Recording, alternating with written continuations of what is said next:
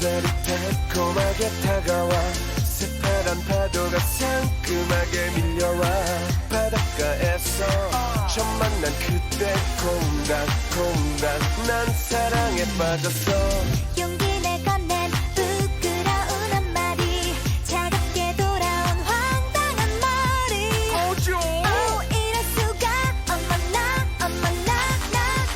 아이야 차가워 너무나 서두시려 너무나 이빨이 너무 시려 냉면 가슴이 너무 시려 냉면 널 보면 너무나 또다시 봐도 너무나 차차 몸이 떨려 냉면 즐겨도 너무 즐겨 냉면 그래도 널 사랑해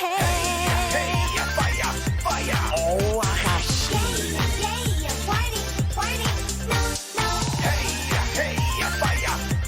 오빠 믿지? 튕기는 모습에 난 푹 빠져버렸어. 처음엔 몰랐어 그렇게 난 반했어. 난 그대 정말 난 그대 미쳐 생각지도 못했어. 바짝바짝 속이 탔단 말이야 그대 나에게 아는 말이야 이럴 수가 어쩌나 아이야 차가워 너무나 서두시려 너무나 이빨이 너무 시려 냉면 가슴이 너무 시려 냉면 널 보면 너무나 또다시 봐도 너무나 차차 몸이 떨려 냉면 즐겨도 너무 즐겨 냉면 그래도 널 사랑해 Love me, baby yeah Wanna hold me oh yeah be Oh love me baby yeah Wanna hold me oh yeah be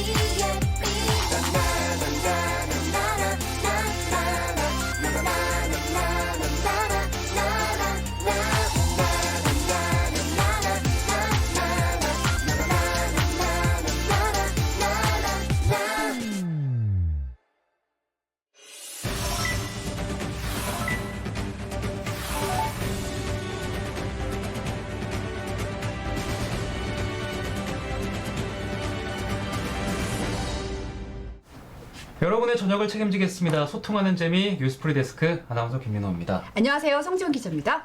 지난 9일에 벌어진 일이죠. 주한 벨기에 대사 부인이 용산의 한 옷가게에 가가지고 직원의 뺨을 때렸다고 합니다. 네. 근데 대사 부인이라서 면책 특권이 적용이 된 건데요. 외교부가 오늘 주한 벨기에 대사관에게 수사에 적극 협조하라고 요청한 상태라고 합니다. 물론 이 사건은 직원이 오해를 해서 벌어진 일이긴 해요. 하지만 네. 그렇다고 해서 뺨을 때리고 폭행을 한 거에 대해서 정당화될 수는 없죠. 그렇죠. 근데 문제는 외교 관계에 관한 빈협약에 따르면 우리나라에 파견된 외교 사절과 그 가족까지 이제 면책특권 대상이라고 해요. 네. 그런데 아무래도 이런 피해자가 뻔히 있는데 그럼 가해자가 면책특권을 적용받는다는 이유로 그러면은 아무런 처벌을 받지 않는다는 거냐? 뭐 대사 가족까지 이런 식의 형사처벌 대상에서 면하는 건 좀 너무한 거 아니냐? 이런 논란이 인 거죠. 네. 게다가 이제 경찰은 어쨌든 대사 부인에게 출석 요구서를 보내놓은 상태인데 묵묵부답이고 아. 이 피해자에게도 사과 한마디 없었다고 지금까지 알려진 바에 따르면 그렇습니다. 아유, 이런 일이. 네, 게다가 너무한 거 피해자분은 아닙니까? 그 뺨을 굉장히 심하게 맞으셔서 많은 분들이 이제 사진을 통해서나 네. 이제 영상을 통해서 보셨을 텐데 이명 증상까지 호소하고 있다는 보도도 있었어요. 그래서 모쪼록 좀 다들 건강해자 회복하셨으면 좋겠고 네. 이런 부분에 있어서는 좀 제대로 된 사과와 유감 표명이 있었으면 하고 바라봅니다. 맞습니다. 지금 여러분들도 말씀해주고 계신데요. 네. 백가이버님이 대사 가족이면 몸가짐을 더 조심해야지. 네. 피엔캐러님도 대사 부인이 면책 특권을 알고 한 행동은 아닐까요? 라고 의구심을 드러내주고 계십니다. 네. 네, 다들 혀를 끌끌 차고 계신데요. 네. 네, 관련 소식 더 나오면 여러분께 전해드리도록 하겠습니다. 네.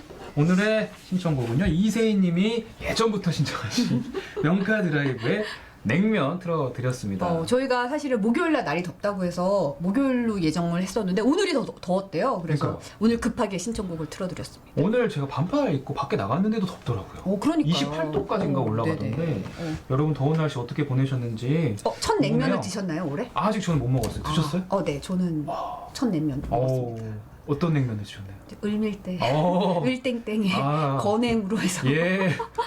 제가 너무 좋아하는 냉면이어가지고 말하면서도 이렇게 두근거려요.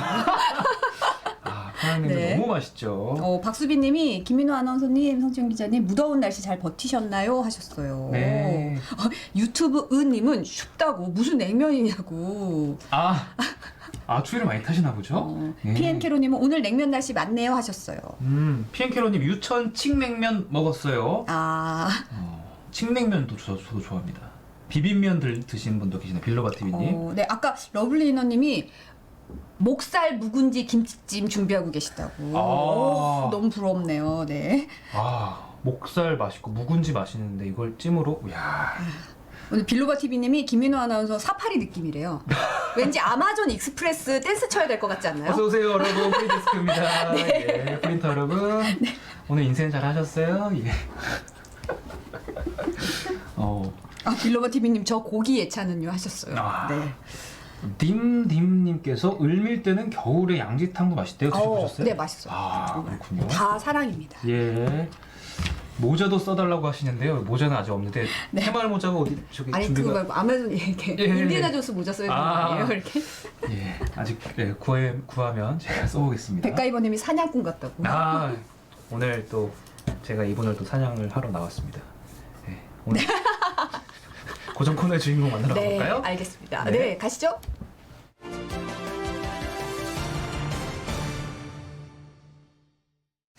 네, 수요일 고정 코너 송경재 이선영 아나운서입니다. 무슨 사냥을 저의 어떻게 먹잇감. 한다는 겁니까? 오늘은 또 어떤 사생활을 제가 또 제가 사냥하는 거 아니었어요? 네. 약간 오해가 있는 것 같은데. 그랬나요? 네, 그런 것 같은데 제 생각에는. 당연히 좋습니다. 네. 예. 당해도 좋다. 좀 대화가 좀 이상하시네요. 본인이 이상하게 생각하시는 거예요. 나 왜 얼굴이 빨개지지? 이상하네. 네, 여러분 안녕하세요. 지금 채팅창에 환영이 엄청납니다 지금. 네. 에메랄드 소년구라고 앙다다시님이. 네. 고맙습니다. 네. 사실은 송경재 두어 번 입고 나온 옷인데. 그래요? KK님이 김민호 아나운서 색을 잃었대요. 그러게 안 보이네요, 네. 화면에서. 이사나님이 냉면 드셨냐고. 네, 저 냉면 먹었어요. 지난 주말에 여기 회사 근처에 상암에 또 냉면 맛집 있죠. 신체부위 네. 그 이름 있는 거기에서 먹었어요. 육회랑 해서 육회로 이렇게 얹어가지고 면에 싸서 먹었습니다. 네. 누구랑 드셨어요? 그 코디 해주는 저희 코디 선생님이랑 같이 먹었어요. 네.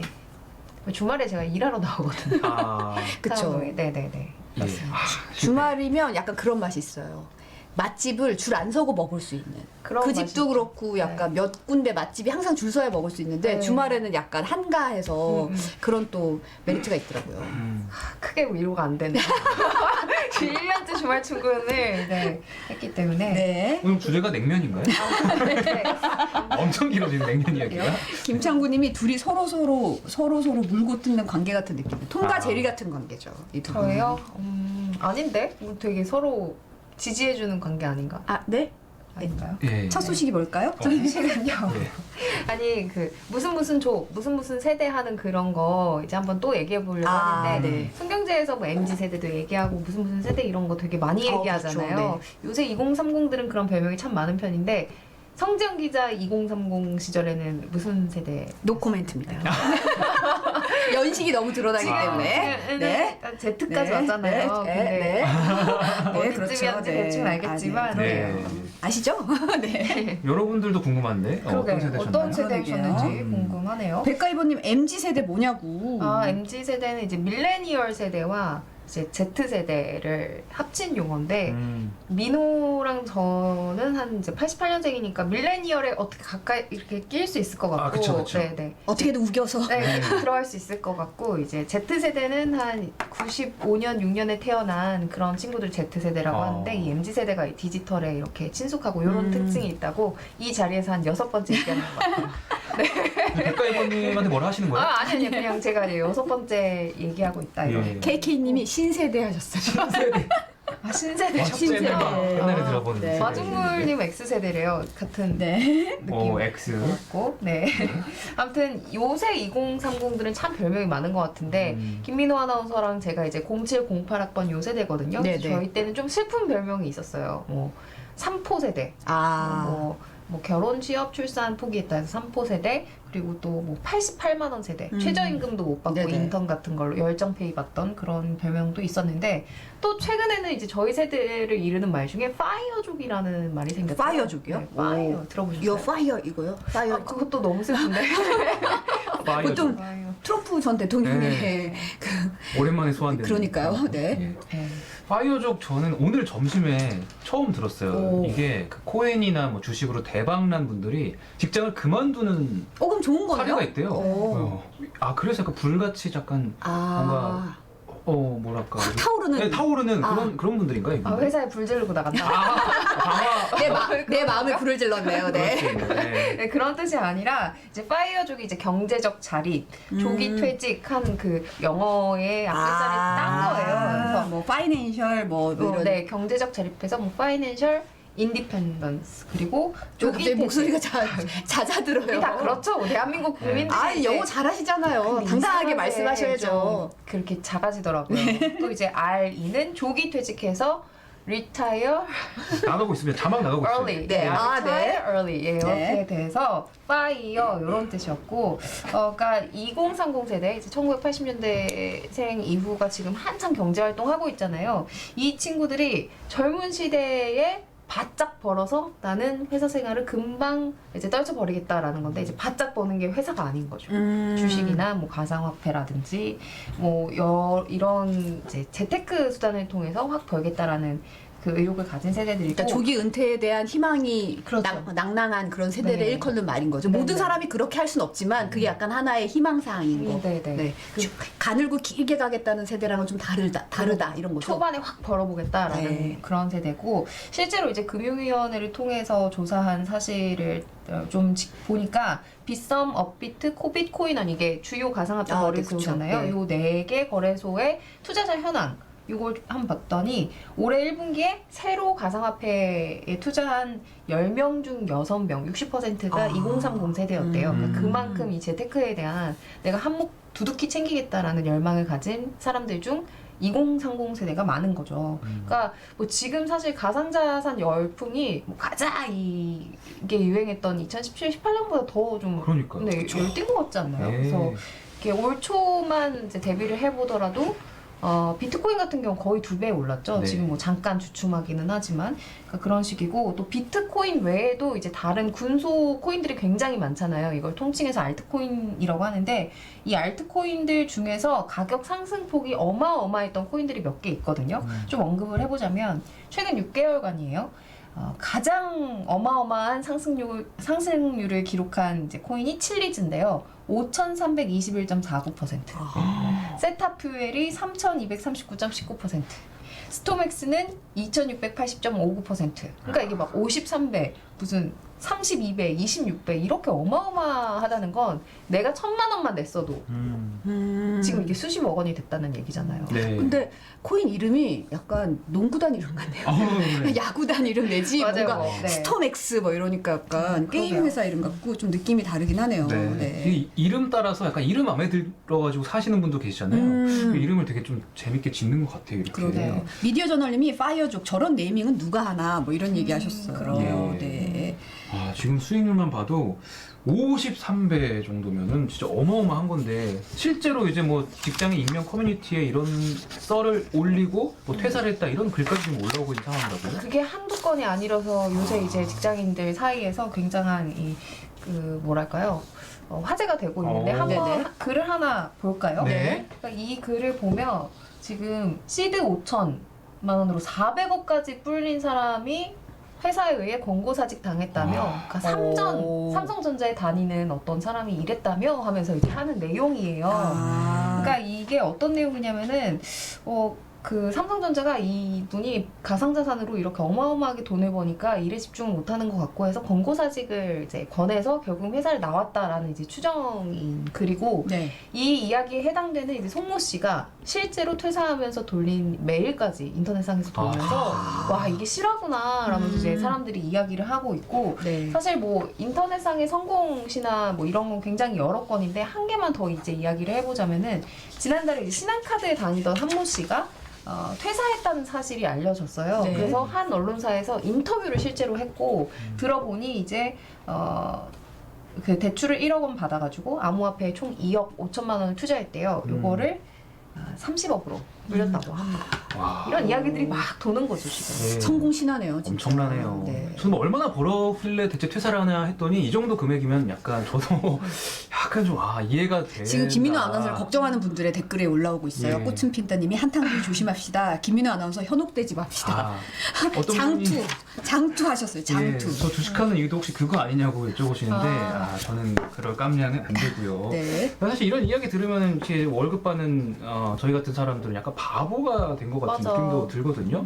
부동산은 좀 비슷한 것 같아요. 약간 벼락거지처럼 네네. 집값만 쫙 오르고 나는 아무것도 집이 없고 이런 느낌이에요. 그러니까 지금 다들 뭐 몽몽리님께서도 추정글 아니야? 사기 같은데 이렇게 이야기를 해주셨거든요. 그쵸. 근데 사실은 뭐 이제 가져온 사례는 실제 언론 인터뷰도 했고 뭐 블라인드에 올라온 글에 또 그런 얘기가 있으니까 저희가 네. 가져오긴 했는데 피엔케로님은 어떤 분은 투자 잘못해서 극단적 선택했다는 소리도 있더라. 물론 맞아요. 성공한 분만 있는 것도 아니고 실패한 분도 분명히 있을 거고 또 남의 이제 수익률이 이만하더라 이러면 좀 두근두근하고 그런 건 있죠 사실은. 네. 그리고 뭐 조금 정확히 하자면 이제 송모 씨 그 삼성전자 사례 같은 경우는 굉장히 뭐 여러 가지 사실로 추정되는 뭐 글들도 많지만 삼성전자에서는 개인의 어떤 퇴사 과정이나 이유에 대해서는 뭐 우리가 이야기할 수 없다라고 그죠. 하면서 개인 이제 정보니까. 네, 사실 네. 확인을 해준 상태는 아니에요. 네네. 근데 어쨌든 이게 뭐 썰이 됐든 팩트가 됐든 이런 이야기들이 너무 많다 보니까 네. 이런 이야기를 접하는 일반인들 입장에서는 김민호 아나운서 이야기한 것처럼 좀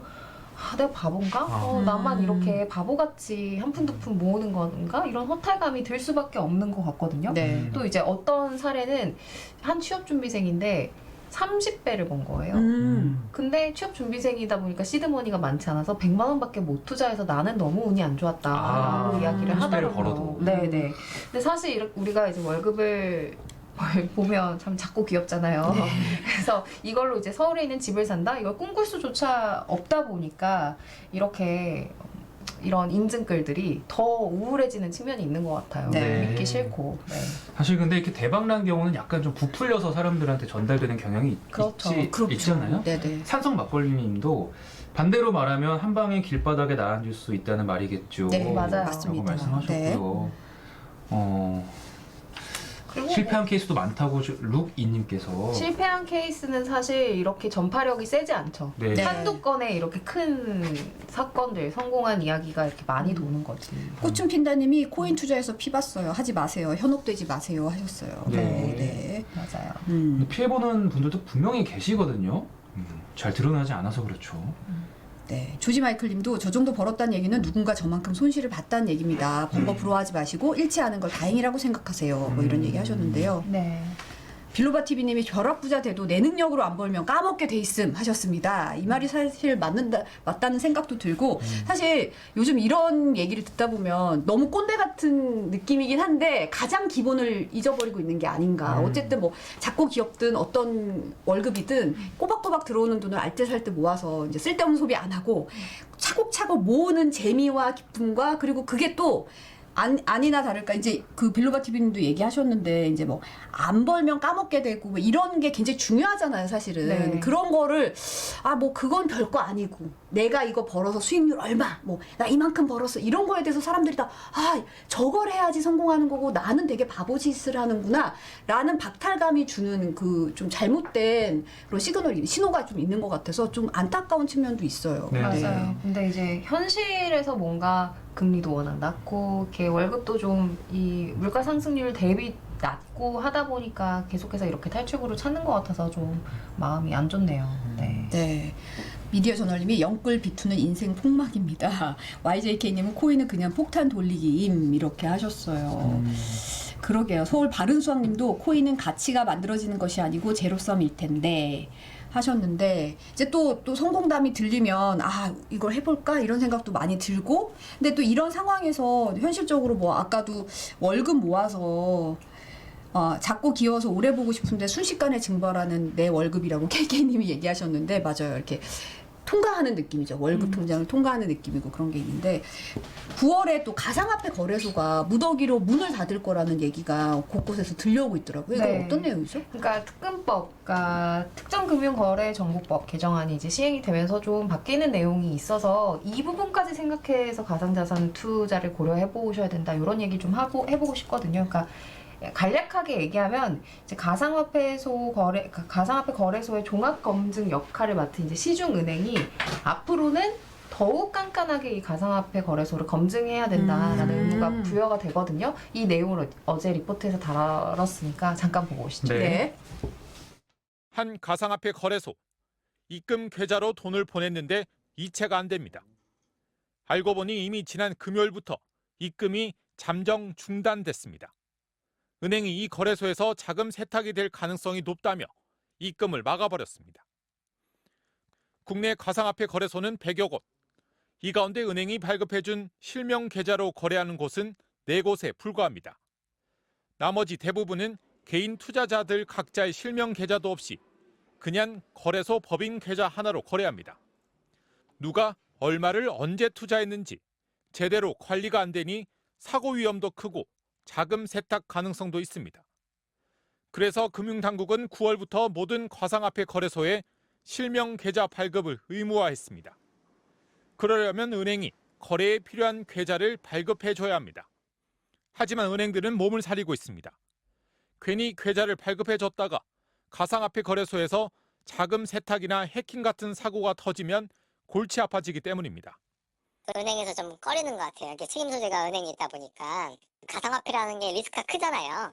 실제로 상당수 거래소는 고객 보호 시스템도 제대로 없고 운영도 불투명합니다. 9월 말까지 이 기준을 통과할 거래소가 별로 없을 거라는 얘기가 나옵니다. 거래소는 뭐 은행 손을 잡고 싶어 하겠지만 거래소도 이제 퀄리티가 천차만별이니까 은행 입장에서 모든 거래소를 뭐 손 내민다고 다 잡아줄 입장은 아니고. 그동안 금융당국은 아무 규제도 하지 않았고 신고만 하면 누구나 거래소를 만들 수 있었습니다. 뒤늦게 규제 카드를 꺼냈지만 이미 100개 넘게 난립한 뒤입니다. 네. 네. 그러니까 다들 이제 보셨겠지만 이 바뀐 특금법에 따르면 그러니까 가상화폐 거래소에 자금 세탁 방지 의무를 부여했어요. 그러니까 너무 여러 가지 금융 범죄가 일어날 가능성이 높으니까 이제 스스로 그렇게 자정을 할 수 있는 의무를 부여했는데 이제 그거를 확인을 받으려면은 이 거래하는 고객들이 실명 계좌 인증을 반드시 할 것이라는 의무가 부여가 되게 되는 네. 거죠. 근데 지금까지 우리 국내의 가상화폐 거래소가 한 100여 개 정도 되는데 실명 계좌를 써야 되는 곳은 4곳에 불과해서 아마 이 법이 전반적으로 시행이 된다면 진짜 100개 정도가 되는 거래소가 없어질 거다라고 이제 예측이 가능한 거고 네네. 은행이 이제 그 가상화폐 거래소가 안전한지에 대해서 검증을 할 책임이 이제 특금법 상에서도 이제 부여가 되는 거라고 볼 수가 있기 때문에 허술한 가상화폐 거래소에는 이제 은행이 계좌를 안 터줄 수가 있는 거죠. 그럴 가능성이 굉장히 높고 그래서 만약에 아까 얘기한 것처럼 정말 100개 정도가 갑자기 없어진다면 결국 피해를 보는 사람들은 이제 가상화폐 거래를 했던 개인 투자자들이거든요. 그래서 네. 아무리 가상화폐가 붐이고 막 수익률이 높다고 해도 이 거래소가 지금 대부분의 거래소가 없어질 수도 있다라는 거 꼭 유념을 하시고 투자를 하셔야 될 것 같습니다. 네. 드루아님이 거래소가 없어지면 돈은 어떻게 찾나요? 하셨어요. 그러니까 그런 어떤 보상안을 규정한 법안들, 그러니까 투자자를 보호하는 어떤 규제책들이 지금 없는 상황에서 벌어지고 있는 일들이기 때문에 정말 조심하셔야 될 것 같습니다. 네. 최악의 경우는 내가 투자한 원금을 아예 못 돌려받을 그럴 수도 수도 있는 있는 거잖아요. 거죠. 네. 그래서 일부에서는 아마 현금화하려는 이 움직임이 분명히 있을 거고 예. 아니면 이제 코인을 지금 앞서 언급된 4개의 상위 업체에다가 옮기는 그런 맨 주식도 빼서 계좌를 이체할 수 네, 있으니까 네. 그런 식으로 옮기는 움직임이 있을 거다. 이게 이제 어떤 식으로 변동이 될 것이냐 이런 얘기가 나오더라고요. 네. 네. 자, 아무튼 주의하시고요. 꼭 네. 저도 주의하겠습니다. 매일매일 이거 해야 되나 하는데 조금만 더 생각을 해봐야 될 것 같아요. 네.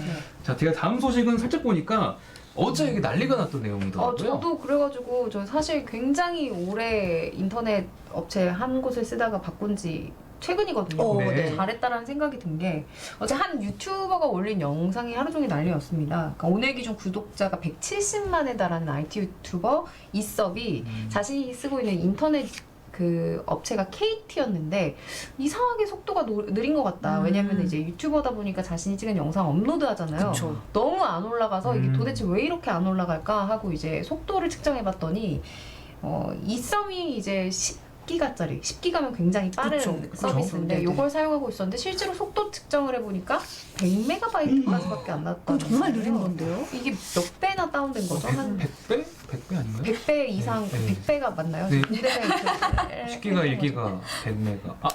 몰라요. 네, 몰라요. 100배, 100배. 고장났다. 고장났어. 이거 100배 맞죠? 네. 아무튼 엄청나게 속도가 떨어진 거 이제 확인한 거죠. 네. 야. 네, 근데 제가 좀 알아봤더니 이 10기가 인터넷 요금제가 88,000원이더라고요. 되게 상당히 엄청 고가잖아요. 비싸네. 네. 그게 뭐 사실 서비스 제공사항이 1000기가의 인터넷 사용까지는 속도 제한이 붙지 않고 이제 10기가의 속도를 쓸 수 있고 그걸 넘어가야 100메가바이트로 속도가 이제 떨어지는 거거든요. 그런데 이 유튜버의 경우는 사실은 한 200기가 정도 쓰셨다고 하더라고요. 그러니까 속도 제한이 붙을 이유가 전혀 없었는데 그렇죠. 그게 떨어뜨려진 거죠. 네. 근데 사실 본인이 확인을 했기에 망정이지 우리 같은 사람은 확인 모르잖아요. 그게 그냥 어떻게 되는지. 오늘따라 좀 안 되네? 그냥 그러고 넘어갔을 수도 있고. 근데 아무튼 이제 문제 제기를 다행히 이제 KT 고객센터를 통해서 했는데 그때 이제 대응이 이 유튜버를 영상을 만들게끔 한 거죠. 그러니까 앞으로도 혹시 이렇게 속도가 느려지면 어떻게 해야 되냐, 그걸 내가 어떻게 알 수 있냐라고 이제 물었더니 그거는 이제 고객님께서 매일매일 스스로 속도를 측정해 보시고 문제가 있으면 우리한테 알려줘야 된다라고 이제 소극적 대응을 한 거예요. 아니, 예. 월 88,000원이나 내는데 그걸 매일매일 속도 측정을 해서 이게 떨어지면 얘기를 이제 네. 문제 제기를 해라. 그리고 그 100메가바이트로 떨어졌다고 했잖아요. 속도가. 그 100메가바이트짜리 요금은 22,000원이었대요. 그러니까 그럴 거면은 44,000원 계속 버리고 있는 거잖아요. 근데 거기에 대한 보상은요? 그것도 일절 이제 처음에는 말이 없었던 거죠. 네. 그래서 이제 화가 나서 영상까지 올리게 됐습니다. 이 유튜버 저도 진짜 즐겨보는 유튜버고 좋아하는데 이분은 이제 IT 유튜버다 보니까 어쨌든 관심이 많고 인터넷을 항상 많이 사용하시니까 발견을 하신 것 같은데 저희 같은 일반 소비자들은 이거 진짜 모르고 막 당했을 수도 있잖아요. 뭐 당했다는 표현이 맞는지 모르겠지만. 네, 그래서 예. 어쨌든 이제 이썸이 영상을 올리고 이제 많은 이제 구독자들이 그럼 우리 집도 그런가 하면서 확인을 해보는 그런 과정이 있어서 네. 논란 끝에 결국 이제 방통위까지 개입을 해서 혹시 이게 어느 정도 피해 규모인지 고의로 그랬는지 조사를 해봐야 되겠다라는 입장을 내놨고요. 이게 또 국회 차원의 논의까지 번지면서 KT만 조사할 게 아니다. 이거는 그렇죠. 다른 사업자들은 어떻게 되는지 네네. 봐야 될 거 그래서 아니에요. SKT와 LG도 같이 조사를 하는 걸 이제 내일 과방위가 열리거든요. 오. 전체회의 또 논의를 한다고 합니다. 네. 네. 조사 제재 이거 다 무조건 필요한 절차긴 한데 일단은 좀 사과 미안하다고 잘못했다고 인정해야 되는 거 아닙니까? 그렇죠. 네. 근데 저한테 그렇죠. 저도 모르게 말을 더듬었는데. 제가 사파리 옷을 입고 있어요. 아, 네. 잡힐 것 한번 같아서. 몰면 안 넣었습니다. 무서웠어요. 예. 그래서 처음에 어쨌든 이 영상을 올리고 사람들이 화를 낸 것도 KT의 대응 문제였기 때문에 그렇죠. 아마 네네. 사과에 대한 궁금증이 여러분들이 있으실 것 같은데 오늘 어쨌든 사과문을 내기는 했거든요. 네네. 어떤 내용인지 한번 같이 보시면은 따끈따끈한 사과문. 네. 잘 안 보이시죠? 제가 어떤 내용인지 대충 이야기를 드리면 사과의 그 말투로 한번 읽어주세요. 사과 네. 이건 좀 네요. 오늘 무리한 욕을 많이 근데 KT의 입장은 일단 이게 고의로 그런 건 절대 아니고 이섭의 경우에 이제 사무실을 옮기는 과정에서 기록이 약간 누락이 됐다. 그래서 식별 정보를 실수로 우리가 적용을 못해서 이렇게 된 거지 고의는 아니었다라고 해명을 하면서 우리가 이 사건을 통해서 자체 조사를 했더니 동일 서비스를 이용하는 고객 중에 24명이 또 문제가 있다는 걸 알게 됐다. 그래서 바로 시정을 했고 이제 앞으로는 고객이 스스로 확인하는 게 아니라 자동으로 이렇게 잘 될 수 있도록 시스템 구축하겠다. 그리고 또 요금 부분도 보전하겠다라는 내용입니다. 네. 네. 이사나님이 이섭이 쏘아올린 공이라고. 홍수표님은 5G 요금제도 들여다 보아야 한다. 죄송합니다. 맞아요, 네네. 맞아요. 들여다 보아야 한다 이런 얘기가 이게 사실은 이섭님 같은 경우는 이제 저 IT를 하시니까 이런 속도 테스트도 해볼 수 있는 거지. 일반 소비자 같은 경우는 어떻게 하는지 잘 모르죠, 사실은. 하기가 쉽지도 않고.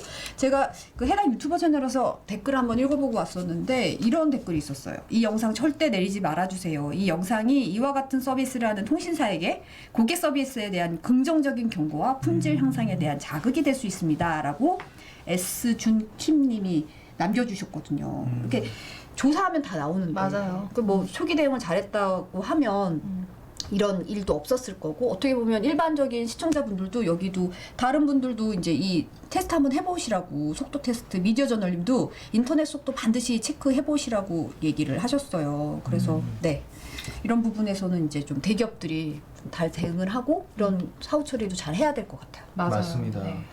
장민철님도 KT만 그런 거 아닙니다. 마찬가지예요라고 해주셨고, 몽몽리님도 5G도 이거 좀 봐야 되는 거 아닙니까라고 말씀해 주셨습니다. 네. 소비자를 좀 더 배려하는 기업이 되길 바라면서 마지막 소식인데, 오늘 라인업이 아주 굵직굵직합니다. 아, 네네. 바로 또 저도 관심 너무 있는 부동산. 네, 무슨 아주 소식입니까? 중요한 얘기여가지고 좀 먼저 양해를 구할게요. 지금 벌써부터 이제 컷 말씀하신 분들이 있는데. 벌써 네. 구분됐네. 네. 네. 벌써 구분되잖아요. 오늘 좀 중요한 이슈들이 많아서 제가 조금 그러니까요. 더 하겠습니다. 예. 네, 여러분 너무 매정하게 굴지 말아주시고 5분만 주시죠. 5분만. 네. 조금만 기다려주세요. 네. 그래서 부동산 이야기 한번 해볼게요. 그러니까 6월부터 다주택자들에 대한 보유세, 양도세가 이제 과중하게 부과되기 시작하잖아요. 네. 일단은 이제 자세한 이야기 하기 앞서서 정부가 이번 정부 들어서 어떤 세금 정책들을 했는지 간략하게 또 제가 엄청 잘된 영상 하나 가지고 왔거든요. 네네. 네. 보고 오시죠. 네. 네. 2017년 6월 대책부터 한번 살펴보겠습니다. 이때는 종부세 등 보유세에 대한 논의는 진행되지 않았는데요. 그러다 두 달 뒤인 2017년 8월 집을 사고 팔 때 생기는 차익에 대해서 과세하는 양도소득세를 대폭 강화했습니다.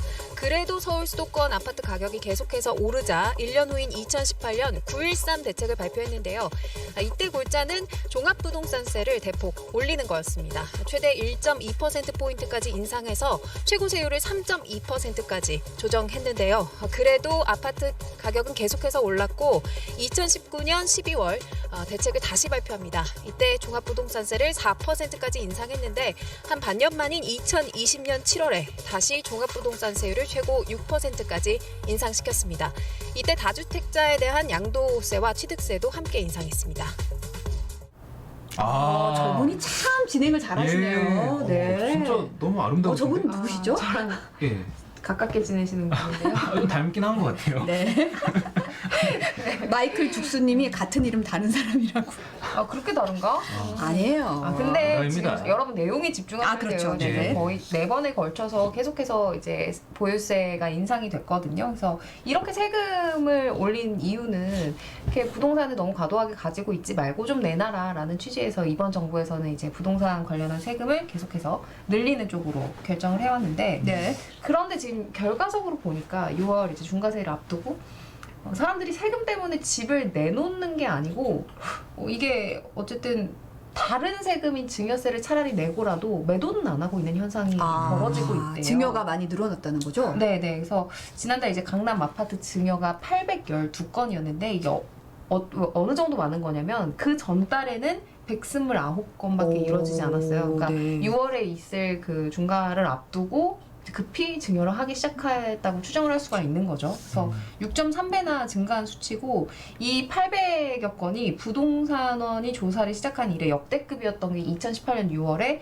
832건이거든요. 그러니까 비슷하잖아요. 그 역대급이었던 수치와. 네네. 그래서 이걸 조금만 더 자세히 보면 강남구에서 발생한 이제 아파트 거래 중 이제 지난달에 1,174건 중 증여가 69.2%나 됐다고 해요. 네. 반면 매매는 23.3%로 시장에 내놓는 아파트의 물량보다 증여하는 물량이 압도적으로 많았던 거죠. 공급 좀 많이 하라고 세를 올렸더니 내놓지는 않고 이제 이거 사기 힘드니까 그냥 증여를 하는군요, 차라리. 네.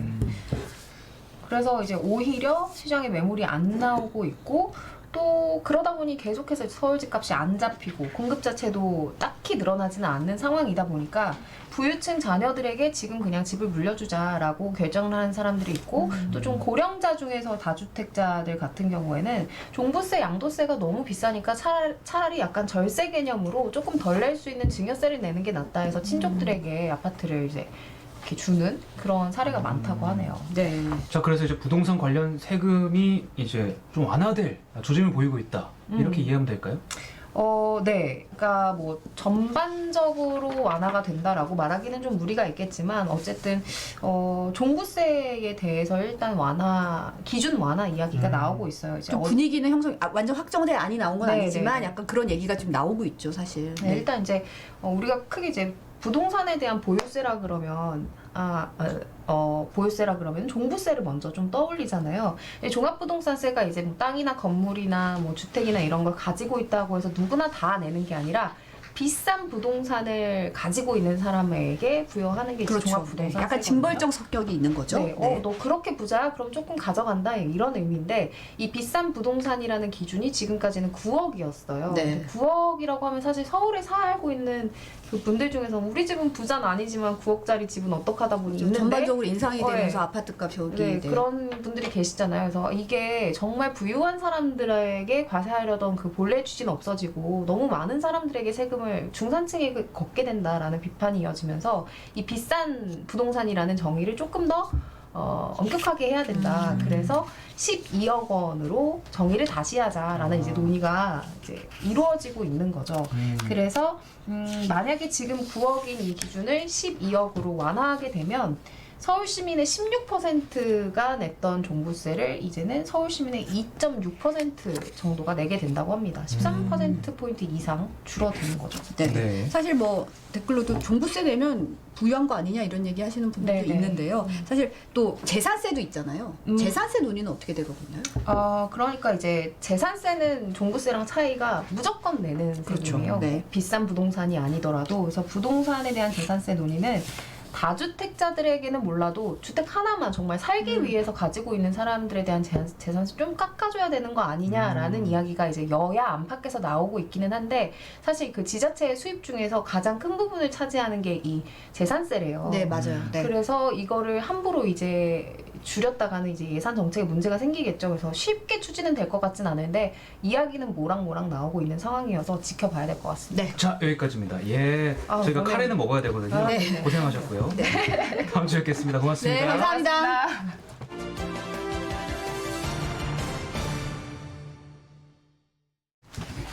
어서 오십시오. 2분 반이라고. 2분의 반이요. 이상한 속보 얘기 떴습니다. 네.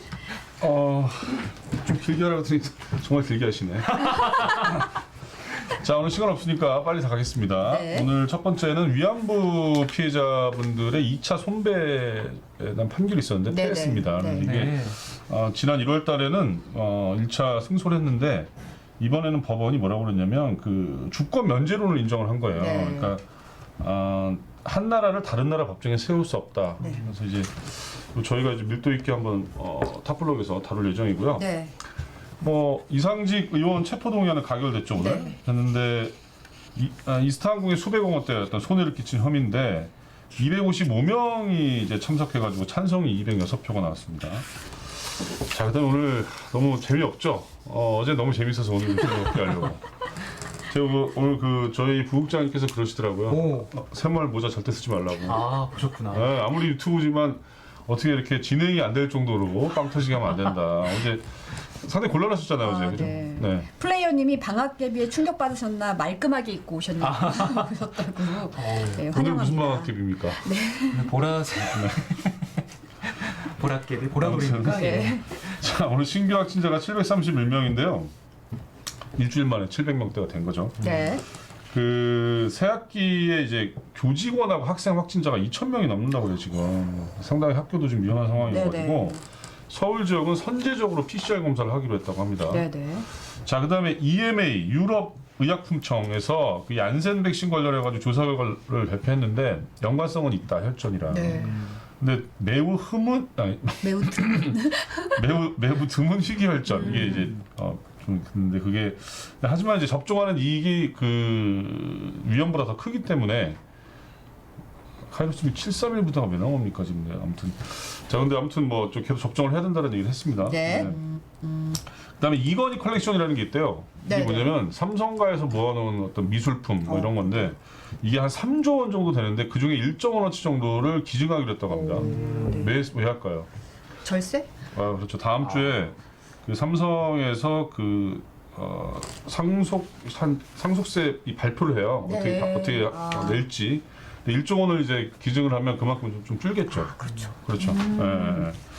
그다음에 알고 보니 전준홍 기자가 나왔었잖아요. 네네. 전준홍 기자가 오늘 첫 알고 보니 아이템을 하는데 일본이 지금 뭐 후쿠시마 원전수 방류하면서 굉장히 우리나라나 중국의 어떤 그 이 반발을 무시하고 있잖아요. 네. 그렇죠. 근데 체르노빌 있을 때만 해도 굉장히 사실은 난리쳤던 데가 일본이라고 합니다. 뭐 해당 그 인접 국가뿐만 아니고 유럽에 있는 다른 국가의 그 농수산물도 수입을 금지하고 매일 그 전투기를 띄워가지고 방사능 측정까지 했대요. 그래놓고 이제 지금은 뭐 그렇게 유난을 하고 뭐 네. 마셔도 괜찮다. 대표적인 내로남불이라고 할 수 있죠. 그러네요. 네네. 네. 자, 땡땡땡 삐삐삐 다 나오고 있습니다. 네. 지금. 백가이버님이 어제 본의 아니게 진행 방해해서 죄송했다고. 아닙니다. 너무 재치 있으셨어요. 네네. 너무 재치 있으셔가지고 예. 제가 네. 자, 본방까지 방학 개비는 들어가겠습니다. 예 함께 해주시고요. 저희 내일 다시 돌아오겠습니다. 네, 감사합니다. 고맙습니다.